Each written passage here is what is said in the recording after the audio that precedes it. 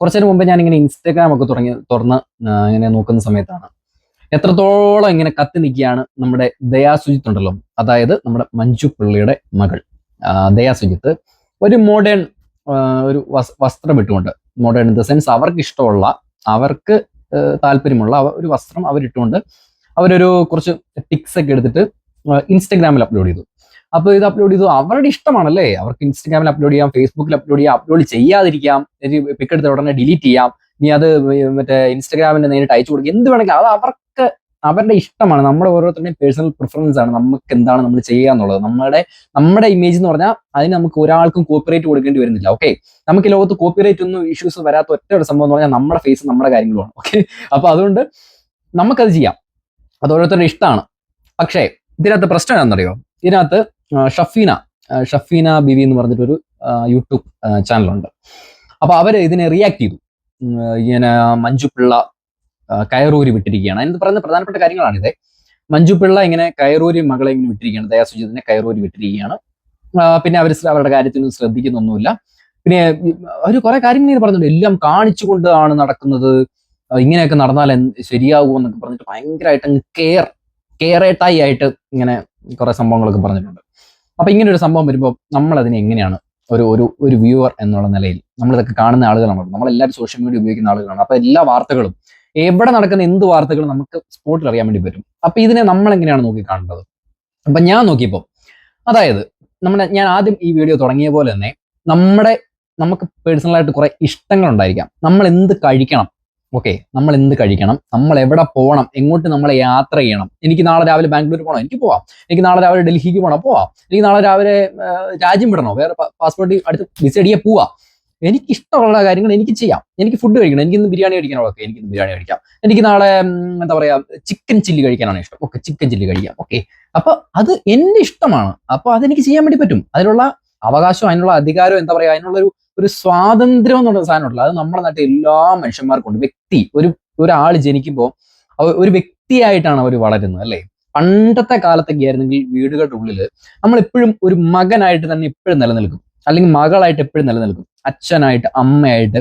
പക്ഷെ കാലം പോകുന്നതനുസരിച്ച് ഓരോ ആളുകൾക്കും അവരുടേതായിട്ടുള്ള റോൾസ് ഉണ്ടെന്നും അവരുടേതായിട്ടുള്ള അവകാശങ്ങളുണ്ടെന്നും ഒക്കെ മനുഷ്യർ പയ്യെ മനസ്സിലാക്കി വന്നു. അതാണ് നമ്മുടെ സമൂഹത്തിന് ഉയർച്ച എന്ന് പറയുന്നത്. സമൂഹം എപ്പോഴും മുന്നോട്ട് പോകുന്നത് വ്യക്തിപരമായ ആളുകൾ വ്യക്തിപരമായിട്ടുള്ള അവകാശങ്ങളെ പറ്റി ബോധവാന്മാരാകുമ്പോഴാണല്ലോ. അപ്പൊ അങ്ങനെ സംഭവിക്കുമ്പോൾ എന്താണ് ഇവിടെ എന്താണ് സംഭവിച്ചിരിക്കുന്നത്? ബേസിക്കലി ഇതിനകത്ത് 2-3 കാര്യങ്ങളാവാം. ഒന്നെങ്കിൽ ഇതൊരു റീച്ചിന് വേണ്ടിയിട്ടുള്ള, അല്ലെങ്കിൽ ഇങ്ങനെ ഒരു കാര്യത്തിന് വരുമ്പോഴത്തേനും, ഇപ്പൊ ദയാ സുജിത്ത് അവരൊരു വ്യക്തിയാണ്. ഇത് 10ഓ 15ഓ അല്ലെങ്കിൽ പിന്നെ ഒരു പ്രായം കുറഞ്ഞ ഒരു പെൺകുട്ടിയൊന്നും അല്ല, പ്രായപൂർത്തിയായ ആളാണ്, സ്വന്തമായിട്ട് ഒരു വോട്ടുള്ള ആളാണ്. ഓക്കെ, ഇൻഡിവിജ്വൽ വോട്ടുള്ള, പ്രായപൂർത്തി കഴിഞ്ഞാൽ നമുക്ക് 18 വയസ്സ് കഴിഞ്ഞാൽ നമുക്ക് എന്ത് കിട്ടും? വോട്ട് കിട്ടും. സ്വന്തമായിട്ടൊരു വോട്ട് ചെയ്യാൻ അവകാശമുള്ള ആളാണ്. അപ്പോ നമുക്കെല്ലാവർക്കും നമ്മുടേതായിട്ടുള്ള കുറേയധികം പ്രിഫറൻസ് ഉണ്ടായിരിക്കാം. ഇപ്പൊ ഞാൻ ചെയ്യുന്ന ഒരു ജോലിയെ സംബന്ധിച്ച് അതിലെന്താണ് ഞാൻ ചെയ്യുന്നത്, അതിൽ എന്തൊക്കെയാണ് ഞാൻ സ്പെഷ്യലായിട്ട് ഞാൻ ചെയ്യേണ്ടത്, എങ്ങനെയാണ് ഞാൻ അതിൽ ഇമ്പ്രൂവ് ആവേണ്ടതെന്നൊക്കെ എന്റെ ബുദ്ധിയിൽ ഉദിക്കുന്ന കാര്യങ്ങളാണ്. അത് വേറൊരാൾക്ക് അത് എനിക്ക് പറഞ്ഞു തരാൻ വേണ്ടി, നീ നിന്റെ ജോലിയിൽ ഇങ്ങനെ ചെയ്യൂ അല്ലെങ്കിൽ മാറ്റി ചെയ്യൂ എന്ന് അവർ നമ്മളോട് ജോലി ചെയ്യുന്ന ആളായിരിക്കണം. അതേ ഫീൽഡിൽ നിൽക്കുന്ന ഒരാളാണെങ്കിൽ ഓക്കെ, അത് പറഞ്ഞാൽ അവർക്ക് എന്തെങ്കിലും അവരുടെ എക്സ്പീരിയൻസ് വൈസ് നമുക്ക് അവരുടെ നിന്ന് എന്തെങ്കിലും ഒക്കെ എടുക്കാം. പക്ഷെ ഈ കാര്യത്തിൽ എന്താണ് സംഭവിക്കുന്നത്? ഈ ഒരു റിയാക്ട് ചെയ്ത ആളുണ്ടല്ലോ, ഈ ഷഫീന എന്ന് പറയുന്ന ആള്, ഇവർ റിയാക്ട് ചെയ്യുന്ന ആൾക്ക് ഈ ഒരു മേഖലയുമായിട്ട് ഇവര് എന്തെങ്കിലുമൊക്കെ ബന്ധപ്പെട്ട് നിൽക്കുന്നതോ എനിക്കറിയില്ല. പേഴ്സണലായിട്ട് അങ്ങനെയൊന്നും അവർ സംസാരിച്ച ഞാൻ കണ്ടിട്ടില്ല, അങ്ങനെയൊന്നും അല്ല.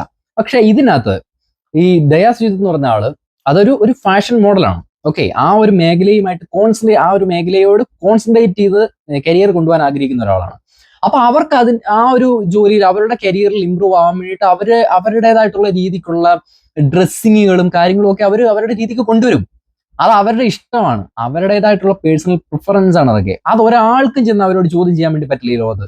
നീ എന്തുകൊണ്ടാണ് ഇങ്ങനെ ചെയ്യുന്നത്, നീ എന്തുകൊണ്ടാണ് ആ ഡ്രസ്സ് ഇടുന്നത് എന്നൊന്നും ഒരാൾക്കും അവരോടൊന്നും മാത്രമല്ല, നിങ്ങളോട് പോലും, ഈ വീഡിയോ കാണാൻ നിങ്ങളോട് പോലും, നിങ്ങൾ നാളെ രാവിലെ എണീറ്റ് നിങ്ങൾ ചെയ്യുന്നൊരു ജോലിയിൽ അല്ലെങ്കിൽ നിങ്ങൾ എന്തെങ്കിലും ഒക്കെ ചെയ്യുന്ന സമയത്ത്, മാന്യമായി ചെയ്യുന്ന സമയത്ത്, വേറൊരാൾക്ക് ഉപദ്രവം ഇല്ലാത്ത രീതിക്ക് നിങ്ങൾ എന്തെങ്കിലും ഒക്കെ ചെയ്യുന്ന സമയത്ത് വേറൊരാൾക്ക് നിങ്ങളോടൊന്നും പറയാൻ പറ്റില്ല, അത് നീ ചെയ്യരുത് എന്ന് പറയാൻ വേണ്ടി പറ്റില്ല. കാര്യം അത് നിങ്ങളുടെ അവകാശമാണ്. നിങ്ങൾ ഒരാൾക്ക് ദ്രോഹം ചെയ്യുന്നില്ല, മറ്റൊരാളെ നിങ്ങൾ ഉപദ്രവിക്കുന്നില്ല എന്നുള്ള രീതിക്ക് വരുമ്പോൾ നിങ്ങളുടേതായിട്ടുള്ള രീതിക്ക് നിങ്ങൾക്ക് എന്തും ചെയ്യാം. അപ്പൊ അങ്ങനെ സംഭവിക്കുന്ന സമയത്ത് ഇങ്ങനെ ഒരു വീഡിയോ വരുമ്പോൾ എന്തൊക്കെയാണ് പൊതുസമൂഹത്തിൽ സംഭവിക്കാനിരിക്കുന്നത് അറിയോ? അതായത് ഈ ഒരു റിയാക്ട് ചെയ്ത ആൾക്ക് ഏറെക്കുറെ 2 ലക്ഷത്തിന് മേലെ ഫോളോവേഴ്സ് ഉള്ള ആളാണ്. ഓട്ടോമാറ്റിക്കലി ഈ ഒരു ഫോളോവേഴ്സ് ഈ വീഡിയോ കഴിഞ്ഞ് കുറഞ്ഞിട്ടോ ഒന്നുമില്ല. അപ്പൊ അതിൽ നിന്ന് നമുക്ക് എന്ത് മനസ്സിലാക്കാൻ വേണ്ടി പറ്റും? അവരെ സപ്പോർട്ട് ചെയ്യുന്ന ഇൻഡയറക്ട്ലി ഇപ്പൊ കമന്റ് ഒന്നും ചെയ്യാതെ വീഡിയോസ് സ്ഥിരമായിട്ട് കാണുന്ന ആളുകൾ ഇഷ്ടം പോലെ ഉണ്ട്. അപ്പൊ അങ്ങനെ സപ്പോർട്ട് ചെയ്യുന്ന ആളുകൾ ഒരുപാടുണ്ടായിരിക്കാം. അപ്പൊ അവരുടെ ഇടയിലേക്കാണ് ഇങ്ങനെ ഒരു സംഭവം അങ്ങോട്ട് ഇട്ട് കൊടുക്കുന്നത്. എല്ലാവർക്കും കുടുംബമുള്ള ആളുകളാണ്, എല്ലാവരുടെയും കുടുംബത്തിൽ ഇതുപോലെ മക്കളുള്ള ആളുകളാണ്. ഇന്ന് ചിന്തിച്ചു നോക്കി, ഇങ്ങനെ ചിന്തിക്കുന്ന ഒരു ഒരു അപ്പനും അമ്മയ്ക്കും ഒക്കെ ഒരു ഒരു മകളുണ്ടായാൽ, മകളോ ഉണ്ടായാൽ അവരെങ്ങനെയായിരിക്കും അവർ വളർത്തുന്നത്? അതായത് നമ്മുടെ സമൂഹം ഇതിങ്ങനെ പോകുന്നു. അവരുടെ വീട്ടിൽ ഇങ്ങനെയായിരിക്കും, ഈ ഒരു ലെവലിലായിരിക്കും അവരെ മക്കളെ വളർത്തുന്നത്. അതായത് നമ്മളിപ്പോഴും ഈ വളർത്തലിന്റെ ഒരു ഒരു ഒരു പ്രഷറിലായിരിക്കും ഈ പിള്ളേർ എപ്പോഴും വളർന്നുകൊണ്ടിരിക്കുന്നത്. ഒരാൾ ഇച്ചിരി ഒരു ഒരു ഒരു ഓപ്പൺ മൈൻഡഡ് ആയി അവരുടേതായിട്ടുള്ള രീതിക്ക് കാര്യങ്ങളൊക്കെ ചെയ്തു പോകുന്നത് കാണുമ്പോൾ ഈ ഇതിന് പറ്റാത്ത ഒരാൾക്ക് ഇത് ഓട്ടോമാറ്റിക്കലി അതിനകത്തൊരു അസൂയ എന്ന് പറഞ്ഞ ഫാക്ടർ അതിനകത്ത് വളർന്നു വരും. ഈ ഫാക്ടറിന്റെ പുറത്താണ് പലരും ഈ ഒരു റിയാക്ട് ചെയ്യുന്നതും പലതരത്തിലുള്ള കാര്യങ്ങൾ ചെയ്യുന്നത്. പക്ഷെ ഇതിനകത്ത് ഈ ഒരു റിയാക്ഷൻ വീഡിയോസിൽ ഇവർ ഈ പറഞ്ഞ കാര്യങ്ങളിൽ പ്രധാനപ്പെട്ട കാര്യം നമ്മൾ ശ്രദ്ധിക്കണം. ഒരാൾ ചെയ്യുന്ന വർക്ക് ഇഷ്ടപ്പെട്ടില്ല. അപ്പോൾ ഒരാൾ പുതിയൊരു സിനിമ വന്നു, എനിക്കത് ഇഷ്ടപ്പെട്ടില്ല എങ്കിൽ, അല്ലെങ്കിൽ എന്തെങ്കിലുമൊക്കെ ആട്ടെ, നമുക്കത് ഇഷ്ടപ്പെട്ടില്ല എങ്കിൽ നമുക്കത് പറയാം. എങ്ങനെ പറയാം? മാന്യമായിട്ട് പറയാം. നമുക്ക് ഇതുപോലെ തന്നെ ഞാൻ വീഡിയോ ഷൂട്ട് ചെയ്തിട്ട് എനിക്കത് ഇഷ്ടപ്പെട്ടില്ല, അതിന്റെ കാര്യങ്ങളൊന്നും എനിക്ക് അത്രയ്ക്ക് അങ്ങോട്ട് ഇഷ്ടപ്പെട്ടില്ല എന്നുള്ള രീതിക്ക് എനിക്ക് പറയാം. അല്ലാണ്ട് നമ്മൾ ഉള്ള ചീത്തയെല്ലാം പറഞ്ഞ് വായി നാക്കും ഒക്കെ ഇട്ട് വളച്ച് ഇങ്ങനെയാണോ ഒരു കാര്യത്തിനോട് പ്രതികരിക്കേണ്ടത്?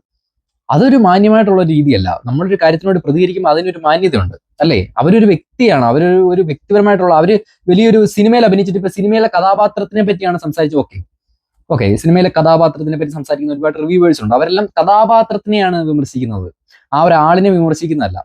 അപ്പോ ഇങ്ങനെ സംഭവിക്കുന്ന സമയത്ത് ഈ ഒരു മാന്യമായിട്ടുള്ള റിപ്ലൈ ഇങ്ങനെയുള്ള ആളുകളിൽ നിന്ന് വരാതിരിക്കും. ഇത് ഒരുപാട് ആളുകൾക്ക് ഒരു പ്രചോദനം, ഇങ്ങനെ ഒരു സപ്പോർട്ട് കൊടുക്കുകയാണ്.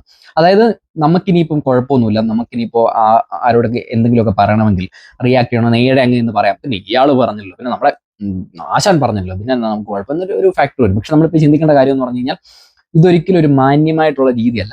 മാന്യമായിട്ടുള്ള ഭാഷ ഉപയോഗിച്ച് നല്ല രീതിക്ക് ഒരു വ്യക്തിയെ പറ്റിയോ ഒക്കെ നമ്മൾ സംസാരിക്കാം. അതൊന്നും കുഴപ്പമില്ല, അതിനുള്ള അവകാശം നമുക്കുണ്ട്, റിയാക്ട് ചെയ്യാനുള്ള അവകാശം നമുക്ക് ഈ നാട്ടിലുണ്ട്. പക്ഷെ ഇതിങ്ങനെയാണോ ചെയ്യേണ്ടത്? ഇങ്ങനെ ചെയ്യുമ്പോൾ ഞാൻ മുമ്പ് പറഞ്ഞ പോലെ തന്നെ ഇത് ഒരുപാട് പേർക്ക് ഒരു സപ്പോർട്ട് അങ്ങ് കൊടുക്കുകയാണ്. വാടാവുകയും രമണ സുഗത വാടാവുകയും നമുക്കൊന്നും പറയാമെന്നും പറഞ്ഞുകൊണ്ട് അവരെല്ലാം ആളെ കൂട്ടി അങ്ങ് ഇത് ഒരു കൂട്ടമായിട്ട് മാറും. അതുകൊണ്ട് ഇതിന് ഒരുപാട് തരത്തിലുള്ള ഒരുപാട് ആളുകൾ ഇതിനെതിരെ പ്രതികരിക്കുന്നുണ്ട്. ഇപ്പം പ്രതികരിക്കണം എങ്കിലേ ഇത് ശരിയാവത്തുള്ളൂ. പ്രതികരിക്കണം. അപ്പൊ ഇങ്ങനെ ഇങ്ങനെ പ്രതികരണങ്ങൾ വരുമ്പോൾ എന്ത് സംഭവിക്കും? ഓട്ടോമാറ്റിക്കലി ഈ ഒരു സമൂഹത്തിന്റെ ഒരു പോക്ക് നമുക്ക് എങ്ങനെയാണ് മനസ്സിലാവും. അപ്പൊ ഈ ഒരു സംഭവം വന്നു കഴിഞ്ഞപ്പോഴത്തേന് ഇനി ഒരുപാട് റിയാക്ഷൻ വീഡിയോസ് ഒക്കെ വന്നു കഴിഞ്ഞപ്പോഴാണ് എനിക്കൊരു കാര്യം മനസ്സിലായത്. നമ്മുടെ സമൂഹം ഒരുപാട് മുന്നോട്ട് പോയി കഴിഞ്ഞു. അല്ലെങ്കിലും നമ്മുടെ സമൂഹം വളർന്നുകൊണ്ടിരിക്കുകയാണ്. വ്യക്തിയായിട്ട് കണ്ട് നോക്കി പഠിച്ച് വിലയിരുത്തി മുന്നോട്ട് പോകുന്ന ഒരു സമൂഹമായിട്ട് നമ്മൾ വളരെയധികം മുന്നോട്ട് പോയി കഴിഞ്ഞു. മറ്റുള്ള സംസ്ഥാനങ്ങളെ വെച്ച് നോക്കുമ്പോൾ ഇന്ത്യയിൽ കേരളം എന്ന് പറയുന്ന ഒരു സ്ഥലം അത് ഒരുപാട് മുന്നോട്ട് പോയി കഴിഞ്ഞു. അപ്പൊ അങ്ങനെ ഒരു സ്ഥലത്താണ് ഇങ്ങനെ ഒരു സംഭവങ്ങൾ പറയുന്നതെന്ന് പറയുമ്പോഴത്തേനും അതൊരു അപകടം പിടിച്ചൊരു പരിപാടിയാണ്. അതുകൊണ്ട് ഇതിനെപ്പറ്റിയുള്ള നിങ്ങളുടെ അഭിപ്രായം ഉറപ്പായിട്ടും നിങ്ങൾ ഇതിനെപ്പറ്റിയൊക്കെ അറിഞ്ഞു കാണും. നിങ്ങളുടെ അഭിപ്രായങ്ങൾ ഉറപ്പായിട്ടും ഒന്ന് കമന്റിൽ പറയണം കേട്ടോ. അപ്പൊ നമുക്ക് മറ്റൊരു വീഡിയോ ആയിട്ട് കാണാം. ബൈ.